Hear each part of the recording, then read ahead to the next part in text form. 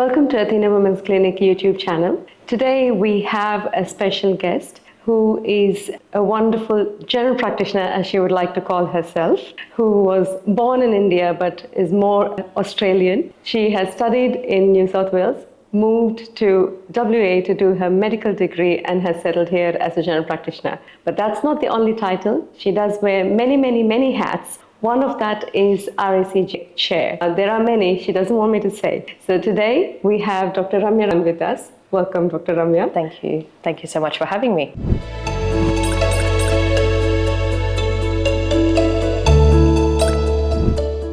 So a basic question would be, why did you want to become a doctor? Sure. I initially didn't have medicine on my radar.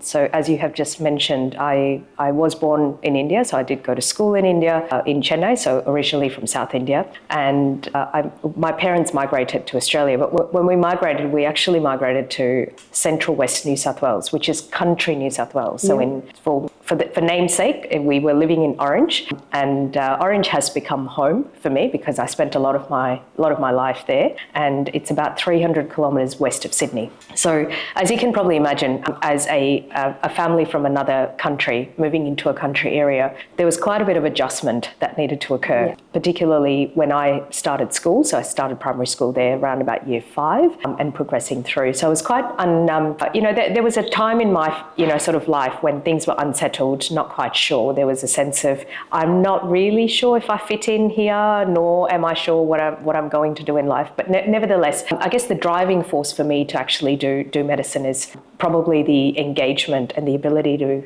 work with people and the want to talk to people. I think my dad picked this up quite early in my life, and so I think he's had a big role to play in the way that things have sort of shaped me, including my ability to speak in public. He's been the driving force for enabling that process and building that confidence in me, particularly with getting me into debating teams and building that confidence of how to present without sort of stammering or stuttering, speaking with a bit of confidence. So kudos to Dad for that. And of course, my mum for, supporting me and enabling that and never at one point in time doubting it. But the real turning point came probably when I went to Vellore. So I've been to the Christian Medical College in Vellore, and the reason for that is because my dad's an academic, so he was traveling a lot for work, and with his sort of contacts and lectures and things that I've accompanied him as a child, we did go to Vellore, and he did buy the biography of Dr. Ida Scudder for me at the time. I thought it was the most boring book that I could ever read at that age, so I put it aside. There were several years that went past, and I went, who would want to read that? Not in any disrespect, but as you can probably imagine, as a teenager, that's probably not the most catching item to go, oh, this might be interesting. But I did pick up the book. I did pick up the book when I was in year 10, and I think it's been the most enriching, life-changing reading for the audience. If you haven't read the biography of Dr. Ida Scudder, she was an American missionary who, basically settled in Vellore because her dad was an obstetrician.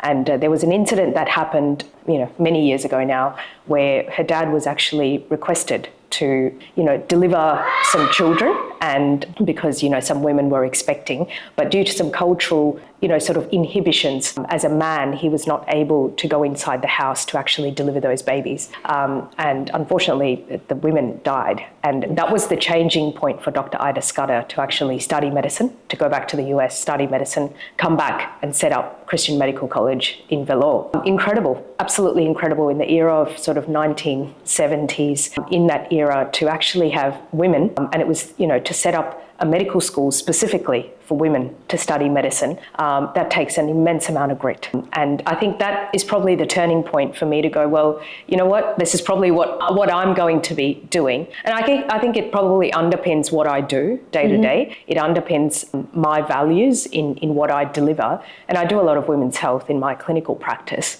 But I guess part of my role in the greater community of advocacy is to make that change or enable that change, or at least be a piece in that change. So it's a very long-winded story. So, but I guess that was the driving force for me to sort of consider medicine as a career, and it hasn't stopped since that time, and it's been the sort of driving force to push that forward. And for the audience, those of you who don't know Dr. Ida Scudder or the values and the intentions of the Christian Medical College, incredible incredible amount of intent, good values.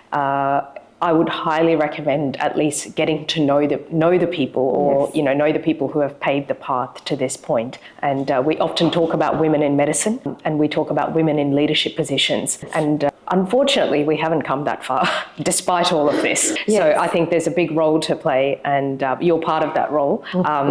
Because the fact that driving this force, and it's not about trying to make it gender specific in any way. I pay a lot of respect to my dad, my husband, who are ever so supportive, and we need to have an equal sort of understanding and community to force, sort of progress that forward. Yes, I have your thoughts. Without that support, I don't think I'd be sitting here either. Exactly. So they all shape our lives, and like you say, it's incredibly important that women who do medicine need to understand that there are probably double the challenges as compared to Agree. Not a woman who's doing medicine. So it is incredibly challenging, and unfortunately there are a lot of challenges. Motherhood takes up majority of the time, and I can understand that medicine is probably not fertility friendly. It does make it very, very hard for women to go through that path. Out of all the specialities that came your way, why did you choose to become a GP or a general practitioner? I think I'd struggle to just do the one thing all day, to be honest with you. I thrive on variety. But more importantly, I felt that for the personality that I have, I would be better suited for seeing patients of all ages and stages, because the ability to and the being available to the patient beyond just the presenting complaint. There's no other specialty in medicine that attracts that. And it's no disrespect to my non-GP specialists in any way, but looking at that person in a wholesome way, but also in a longitudinal way. So it's a two-way thing. So it's the entirety and a longitudinal process. A lot of medical students throw the word continuity of care at me a lot. And I go, so what is continuity of care? Often there's no definition, and they struggle to actually define what it actually means in real term. But the reality of that is it's what we see in general practice. It's not about seeing a patient for 15 minutes, but it's about seeing a patient for 15 minutes over 40 years. Absolutely. And not just the patient, their family, potentially their friends, maybe their children, it's the extended true sense of generalism. Yes. And the craft of generalism. So there's a lot of medicine involved. I think the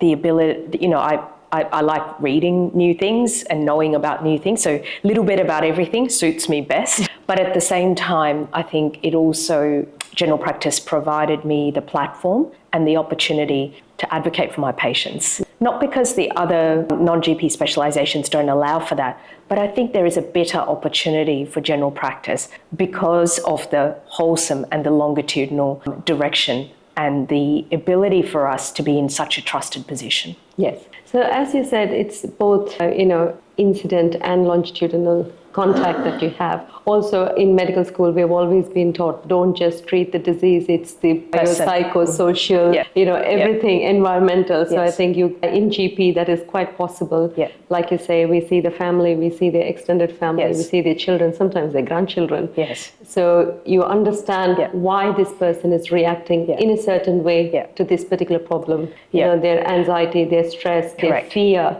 all that can be analyzed, and that truly impacts the decision making for them as well as us as a driving force to direct them to the appropriate either specialist or pathway or allied health, whichever they need.